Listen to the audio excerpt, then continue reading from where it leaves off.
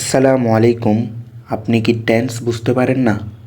আজকের এই 2 মিনিটের ভিডিওতে আমি আপনাকে খুব সহজভাবে পুরো টেন্স বুঝিয়ে দিব।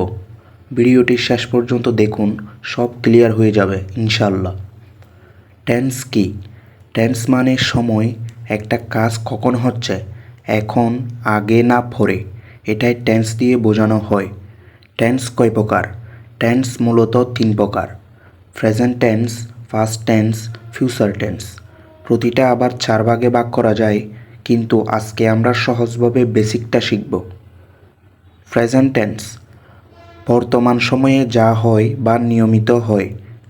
Structure: subject plus verb base form. Example: ইট রাইস, আমি ভাত খাই। He plays football, say football খেলে।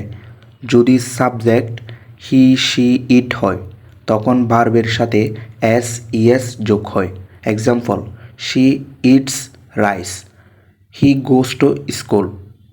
ফার্স্ট টেন্স অতীতে যা হয়েছে।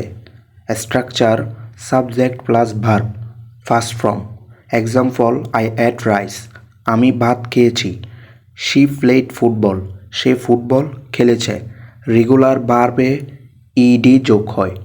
ফ্লে, ফ্লে থেকে ফ্লেট, তার মানে ইডি যোগ হলো। ফিউচার টেন্স ভবিষ্যতে যা হবে।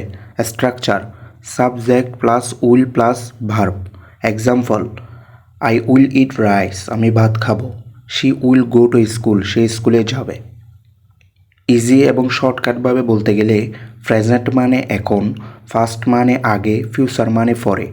এই 3টা মনে রাখলেই টেন্স অনেক সহজ হয়ে যাবে। যেভাবে প্রতিদিন প্র্যাকটিস করবেন।